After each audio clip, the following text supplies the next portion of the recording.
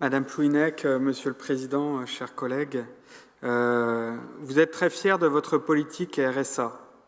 Pas forcément que au nom de l'efficacité du service public, mais parce que vous la transformez en outil de communication en recyclant en sous-texte les clichés sur les prétendus feignants, paresseux, qui profiteraient des allocations plutôt que de travailler.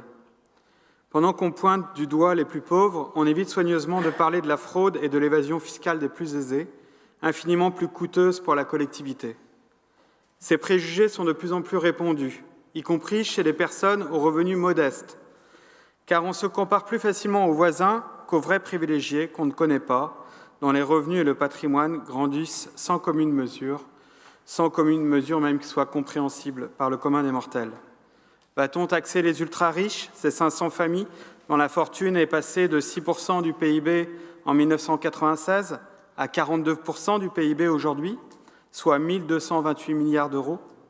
Va-t-on s'attaquer à l'évasion et à la fraude fiscale qui coûte chaque année 80 à 100 milliards d'euros par an au budget de l'État, aux 211 milliards d'euros d'aides publiques données chaque année aux entreprises et qui nourrissent aussi les dividendes des actionnaires?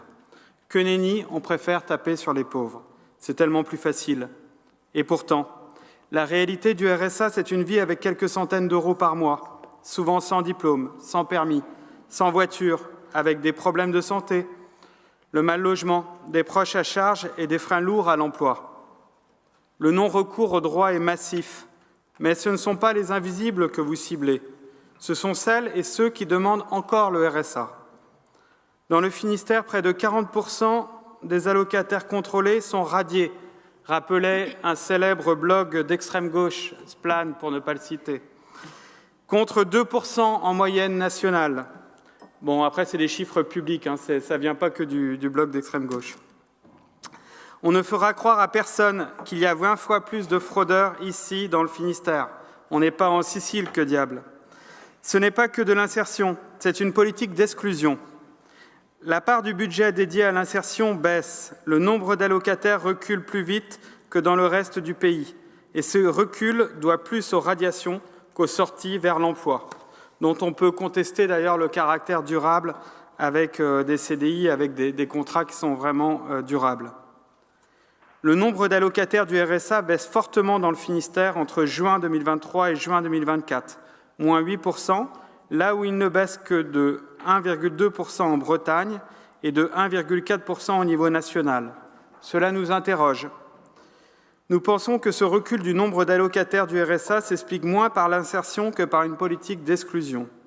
L'exclusion des droits à RSA permettra aussi aux départements de se défausser de ses responsabilités, c'est ce qui se passe actuellement, d'accompagnement sur les CCAS ou sur des associations solidaires comme les Restos du Cœur, le Secours populaire ou le Secours catholique. Le département fait des économies sur le RSA au détriment de la santé psychique et physique des allocataires, au détriment des communes qui viennent pallier à ces désengagements. Cette politique crée chez des travailleurs sociaux du département un grand malaise. Un célèbre blog d'extrême gauche parle de démission chez des travailleurs sociaux du département. C'est inacceptable. Et que dire de la violence psychologique et symbolique que peuvent constituer des contrôles tatillons, des demandes de documents et pièces justificatives difficiles à fournir pour des gens qui sont déjà souvent en situation humainement et socialement délicate. Derrière ces chiffres, il y a des vies fracassées, abîmées. Cette politique assumée transforme les allocataires du RSA en suspects, sommés de justifier toute rentrée d'argent reçu, tout don ou cadeau de la famille, par exemple.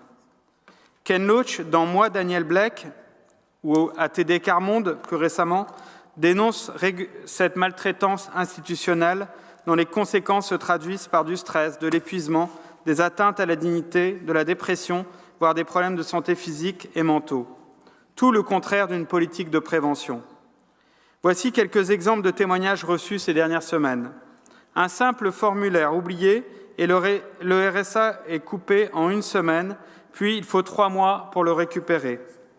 Une hospitalisation et malgré un motif légitime, la sanction tombe.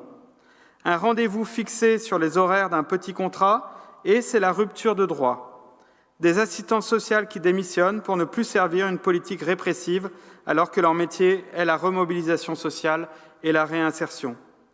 Votre politique transforme les allocataires du RSA en suspects permanents, soumis à des contrôles tatillons et à une maltraitance institutionnelle qui génère stress, épuisement, perte de dignité, problèmes de santé.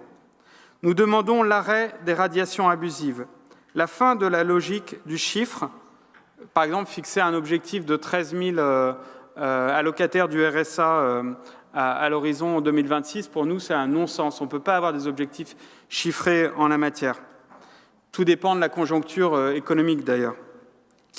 Et nous demandons une véritable politique d'insertion fondée sur l'accès aux droits, l'accompagnement et l'émancipation, pas sur la peur et l'exclusion. Vous avez terminé ? Ouais. Je crois, oui. Merci beaucoup. Si vous me permettez, je voudrais bien avoir un petit dialogue avec vous parce que je voudrais savoir si c'est une posture politicienne, ce dont je suis à peu près persuadé, mais vous parlez des clichés et de taper sur les pauvres. Est-ce que vous pourriez simplement nous dire, dans la présentation qui était faite par Jocelyne Pouinec ou moi-même, ou dans le rapport, où sont les clichés et quand est-ce qu'on tape sur les pauvres? Ou est-ce que c'est plus généralement que vous exprimez? Est-ce que dans ce qu'on a dit, il vous semble, puisqu'on a dit exactement le contraire, en tout cas c'est ce qu'on pense, on a écrit le contraire, on a dit le contraire, on pense le contraire, on fait le contraire, où sont dans la présentation d'aujourd'hui les clichés et le fait de taper sur les pauvres? Alors dans la présentation de Jocelyne Pouinec, je ne voyais pas effectivement cette intention manifeste. Après, ce dont on est sûr, hein, c'est que c'est un discours qui est très présent dans la société, dans l'opinion publique et aussi dans les médias.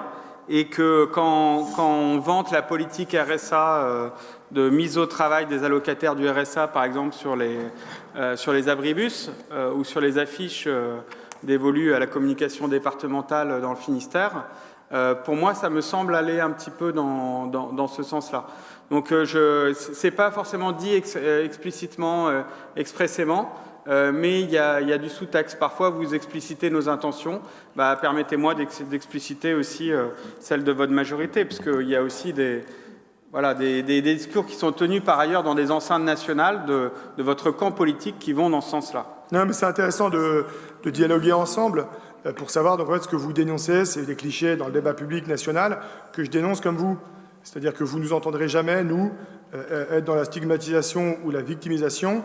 Tout ce qu'on dit, tout ce qu'on écrit, tout ce qu'on pense,